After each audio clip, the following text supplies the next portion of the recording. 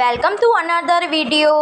अब हम क्लास 6 की चैप्टर 6 का पार्ट 2 लेके आए हैं। अब हम इस चैप्टर को कंटिन्यू करते हैं, वाटर मैनेजमेंट। अब हम जानेंगे कि जो हड़प्पन सिविलाइजेशन थी वो पानी का यूज़ कैसे करती थी। Harappan gave much important to water management and cleanness, मतलब पानी को बहुत अच्छे से मैनेज करके रखती थी और साफ़ पानी अलग रहता था, गंदा पानी अलग रहता था। They often had separate area for bathing in their home, अलग ही एरिया बनाया था होम में नहाने का। घरों में अलग अलग एरिया बनाया था नहाने का, हर घर में एक बाथरूम जरूर होता था।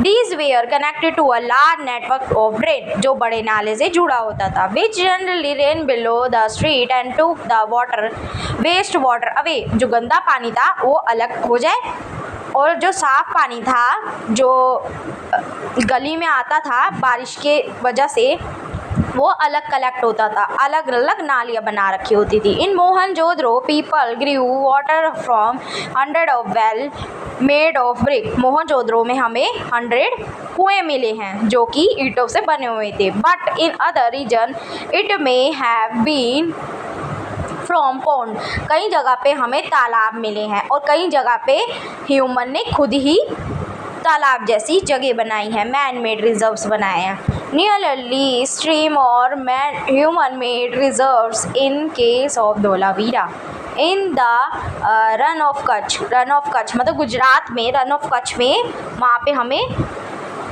इंसानों द्वारा बनाए गए रिजर्व्स मिले हैं। ठीक है, large reserves measure 73 metre in length, एक बड़ा रिजर्व मिला जिसकी चौड़ाई कितनी है, लेंथ कितनी है, 73 metres. At Dholavira at least 6 large reserves, हमें धोलावीरा में 6 बड़े बड़े रिजर्व्स मिले हैं जो कि ह्यूमन ने बनाए हैं पत्थरों को काट के।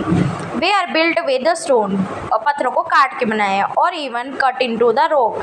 Most of them they are connected through underground drain for efficient water harvesting and distribution, जो कि धरती के ग्राउंड वाटर के पानी से जुड़ा हुआ है। ऊपर बारिश आएगी तो वो भर जाएगा और नीचे जो ग्राउंड वाटर है उसको भी, उसका लेवल भी मेंटेन करके रखेगा। ग्राउंड वाटर जो मतलब पृथ्वी से ग्राउंड वाटर का पानी आता है, समर सीवर का पानी। व्हाट डिड हड़प्पन इट, अब हम हड़प्पन सिविलाइजेशन के बारे में और अलग अलग जानकारियाँ लेंगे। The Harappan create many of their settlement along the bank of large और स्मॉल रिवर, जो भी हड़प्पन सिविलाइजेशन है वो इंडस वैली रिवर के किनारे ही बसी हुई थी और अलग अलग छोटी मोटी नदियों के किनारे बसी हुई थी। This is logically choose not just for easy access to water, ताकि वो आराम से पानी का इस्तेमाल कर सके अपनी खेती बाड़ी के लिए और जीवन यापन के लिए, but also for agriculture since river enrich the soil around them, और उसकी नदी के किनारे की जो सॉइल होती है वो बहुत ही ज़्यादा फर्टाइल होती है, उपजाऊ होती है, जिससे हमारी खेती अच्छे से हो पाती है। Archaeological find have show that the Harappa grew cereal like barley, wheat, some millet and some time rice, मतलब जो भी नदी के किनारे आर्कियोलॉजिस्ट को क्या क्या एविडेंस पाए हैं कि वो कौन सी खेती करते थे। कुछ अनाज मिले हैं, बाजरा मिला है और वो गेहूँ और मिलेट्स और थोड़े बहुत राइस के एविडेंस मिले हैं। In addition the pulses and variety of vegetable, कुछ दालों के सबूत मिले हैं, कुछ वेजिटेबल के सबूत मिले हैं, जिससे हम पता लगा सकते हैं कि वो कौन कौन सी सब्जियां उगाते थे। They were also the first in इरोजन, कहाँ पे थे, they were also the first in Asia to grow cotton, firstly cotton कहाँ पे ग्रो हुआ था, एशिया में। Which they use to wear in to cloth, मतलब उसके वो कपड़े बनाया करते थे। दे मेड फार्मिंग टूल्स, और अलग अलग खेती बाड़ी के औजार बनाए, इंक्लूडिंग द प्लग मतलब हल, some of which continue to be use by modern day farmer, मतलब कुछ अलग अलग तरह के हथियार बनाने लग गए, जैसे हल हो गया, छेनी हो गया, ठीक है, जो भी एग्रीकल्चर के में यूज़ होते थे औजार। This intense agriculture activity was managed by human trade of small rural city और village. अलग अलग एक्टिविटी शुरू हो गई कहाँ पे, कुछ छोटे छोटे शहरों में भी. Then as now city could survive only if enough agriculture produce rural area reach them on daily basis. जो भी वो अपना खाने के लिए एग्रीकल्चर का सामान उगा रहे थे अपने डेली बेसिस, मतलब रोज़मर्रा की ज़िंदगी में इस्तेमाल होता था अनाज, वो उगा रहे थे. The Harappa also domesticated a number of animal for meat consumption. अलग अलग एनिमल भी पालन कर रहे थे जिससे वो अपना मीट का कंजप्शन कर सके उन एनिमल्स के द्वारा. And fishes both in river and in the sea. कुछ मछलियाँ भी वो खाया करते थे. This know from the large number of animal and fish bone found during excavation. ये हमें कैसे पता चला कि वो एनिमल और फिश खाया करते थे, क्योंकि हमें वहाँ पे उनकी हड्डियाँ मिली थी, एविडेंस मिले थे हड्डियों के, कुछ जानवरों के कुछ मछलियों के. What did Harappan cook pot contain. अब हम जानते हैं कौन कौन से हड़प्पन खाना पकाया करते थे, कौन से पॉट्स में. Scientific examination of clay pot have provide some answer. कुछ मिट्टी के बर्तन हैं वो हमें इसका आंसर बताते हैं. Both expected one dairy product and surprisingly one such as remain of turmeric. मतलब कुछ डेयरी के प्रोडक्ट जैसे कि दूध हो गया, दही हो गया, ये सारा रखा करते थे या खाते होंगे. ये हमें कैसे पता चला है, वहाँ के बर्तनों से, मिट्टी के बर्तनों से. और बर्तनों से क्या पता चला, टर्मरिक मतलब हल्दी के दाग पता चले होंगे, एविडेंस पता चले होंगे. Ginger, banana, cereal and diet was quite डिजर्व. ये खाना वो यूज़ करते होंगे. हमें किससे पता चला है, बर्तनों के एविडेंस से. अब ब्रिस ट्रेड, अब हम उनके व्यापार के बारे में पढ़ेंगे. The Harappan were engage in active trade, मतलब वो ट्रेड करा करते थे, व्यापार करा करते थे. Not only with their own civilization और फार अवे, मतलब वो अपने में तो करते थे व्यापार, साथ ही दूसरे सिविलाइजेशन से भी वो अपना व्यापार करते थे. But with other civilization and culture with and outside India, India के बाहर की जो सिविलाइजेशन थी वहाँ से भी वो अपना व्यापार करा करते थे. जैसे कि आज के टाइम पे इंडिया बहुत सारे कंट्री से व्यापार करता है, जैसे कि अमेरिका हो गया, ऑस्ट्रेलिया हो गया, न्यूजीलैंड हो गया, ठीक है, अफ्रीका हो गया, बहुत सारे राज्यों से करता है. वैसे ही उस समय इंडस वैली सिविलाइजेशन भी हमारी अलग अलग एरिया से, इंडिया के बाहर के राज्यों से करा करती थी व्यापार. जैसे मेसोपोटामिया हो गया, अलग अलग हो गया, ठीक है. They export ornament, timber, some object of daily use. क्या क्या भेजा करते थे वहाँ पे, ऑर्नामेंट, कुछ ज्वेलरीज हो गई, टिम्बर की लकड़ियाँ हो गई, और जो भी रोज़मर्रा के ज़िंदगी में इस्तेमाल होती थी डेली यूज़ की वो ऑब्जेक्ट वो भेजा करती थी. Probably also gold and cotton and possibly some food item. और कुछ सोने का सामान हो गया, कॉटन, रुई हो गई, और कुछ खाने पीने का सामान हो गया. The most favoured ornament were bead of cadmium. अलग अलग ऑर्नामेंट, मतलब वहाँ पे तो ऑर्नामेंट बीड्स के बना करते थे. वो जो मिट्टी होती है ना, मिट्टी के ना छोटे छोटे बीड्स, मतलब गोल गोल से बना दिया करते थे, उसमें धागा पिरो के वो अपना अलग अलग ऑर्नामेंट बनाते थे. तो वो भी वो व्यापार में अपने यूज़ करा करते थे. On reddish semisphere stone found mostly Gujarat, मतलब कुछ बीड्स अलग अलग पत्थर से भी हो गए, गोल से, जो गुजरात के एरिया में पाए जाते थे. तो वो मोतियों की तरह इस्तेमाल करते थे, मोतियों की जगह इस्तेमाल करते थे. Harappan craft people develop special technique to drill them. अलग अलग जो हड़प्पन लोग मूर्तियाँ बनाते थे वो भी वो अपने व्यापार में यूज़ करते थे. सो a string could pass through them and decorate them various way. कुछ ऐसी चीज़ें जो डेकोरेशन में काम आती है वो भी व्यापार के लिए यूज़ करा करते थे. They also worked conch shell into beautiful shell bangles. Bangles भी, चूड़ियाँ भी बनाया करते थे, बैंगल्स.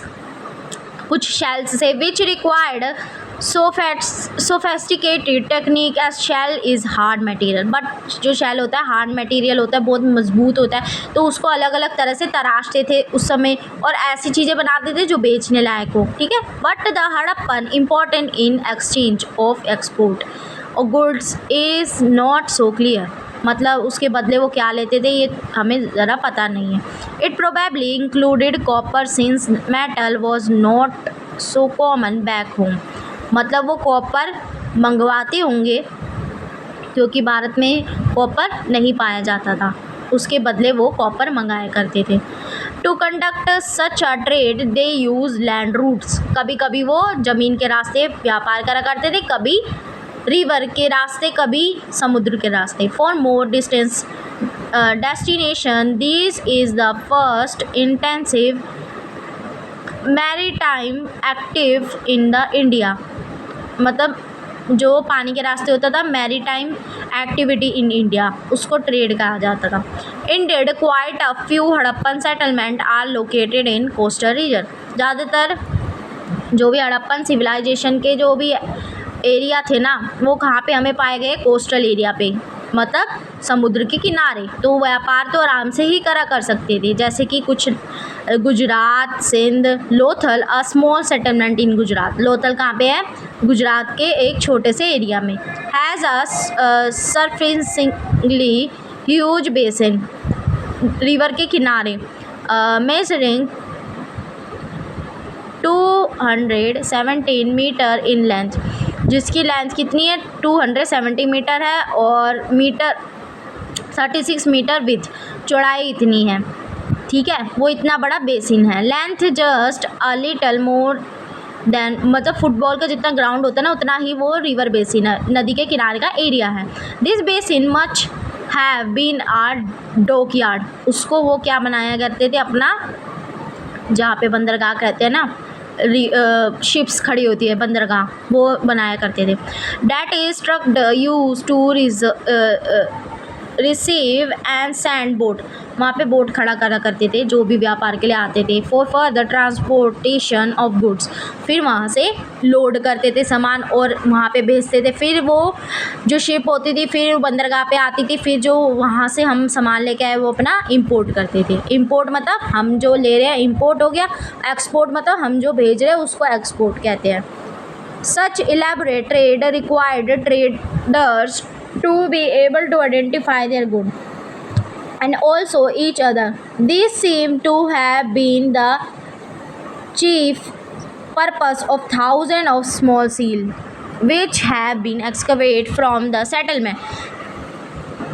कुछ थाउजेंड ऑफ सील्स भी पाई गई है जिससे हमें पता चलता है कि वो क्या क्या व्यापार करते थे। सील्स मतलब कुछ लिखा हुआ, गुदा हुआ मिट्टी के कुछ सील्स में, ये जो नीचे बनी हुई ना इसको सील्स कहते हैं। They are generally made of steatite a soft stone, एक ऐसा स्टोन होता है जो बहुत सॉफ्ट होता है जिसमें हम कुछ भी लिख सकते हैं। That would hard and through heating, अगर उसको फिर हम गर्म करेंगे तो वो पत्थर बन जाता है। They measure only a few centimetre and generally depict animal figure with above them few signs, और ये मतलब कोई भाषा नहीं होती थी इसमें, ज़्यादा साइंस होते थे, कुछ पिक्चर्स होती थी, इनकी भाषा ये होती थी। कहाँ पे थे हम, them a few science that are part of writing, ये साइंस पार्ट ऑफ राइटिंग मतलब इनकी राइटिंग का पार्ट होते, but that system and the symbolic meaning of animal figure are yet to be understood. What is certain is that they somehow related to trade activity, मतलब कुछ trade कर रहे हैं उसके लिए हमें देखो कुछ लिखना होता है कि मैंने इतना सामान भेजा, तो सील चाहिए होती है ना, कुछ रिटन डॉक्यूमेंट चाहिए होता है, तो ये सील यूज़ करा करते थे। और ये कुछ इनके देखो मटके के पीस होते हैं, फिर हमने मटके के पीस से हमने दिमाग लगाया कि वो मटका होगा कैसे, और अलग अलग पत्थर सील हो गए, और नीचे ये चेस जैसी चीज़ है ना, ये गेम हुआ करती थी। और ये जो राइट साइड में है ना ये वो है क्या कहते हैं ग्रेन, जो जिसमें वो नहीं करते क्या कहते हैं कुछ पीसते नहीं है, जैसे सिलवट्टा होता है वैसा ही चीज़ है ये।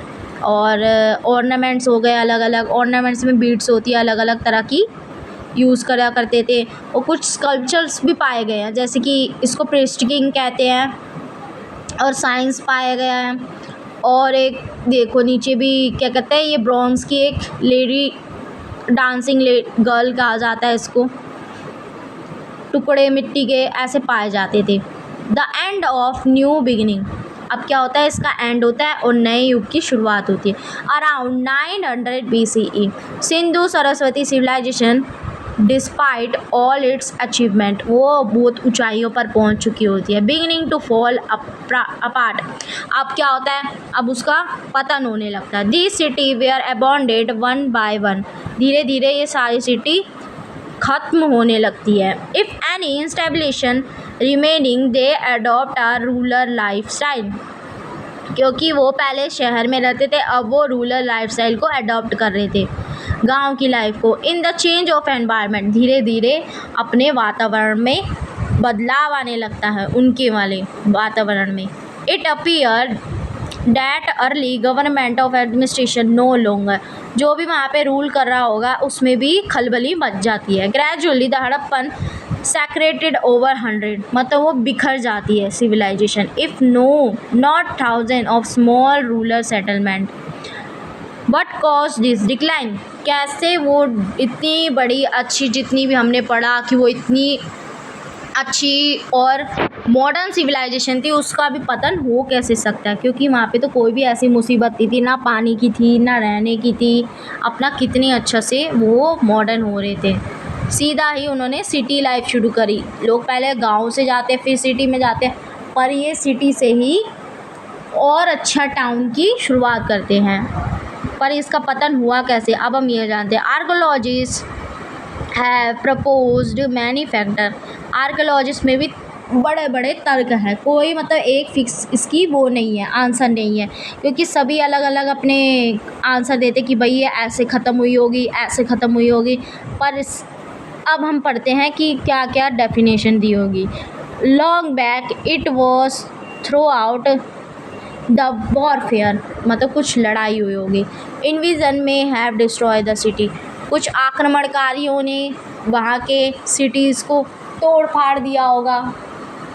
But they is no trace of warfare और इन्वेजन, पर इसके भी कोई सबूत नहीं मिले हमें। Indeed, the Harappan do not seem to have kept any army or weapon or war. उनके पास, हड़प्पन के पास कोई भी हथियार नहीं थे, कोई भी वॉर नहीं था, किसी के साथ ऐसा संबंध नहीं खराब हुए थे, तो नहीं हो सकता। फॉर एज एविडेंस गोस, कोई भी मतलब हमें सबूत नहीं मिले कि भाई वहाँ पे लड़ाई हुई होगी।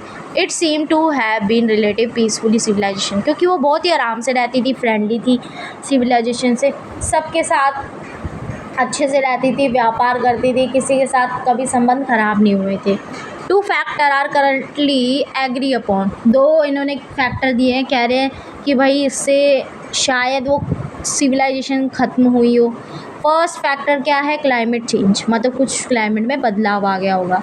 With affected much of world from 2200 BCE onward causing reduce rainfall and dried place. उसमें 2200 BCE में कह रहे हैं कि भाई क्लाइमेट चेंज हुआ होगा, वहाँ पे रेनफॉल आना बंद हो गई होगी, जिसकी वजह से पानी की कमी हो गई होगी।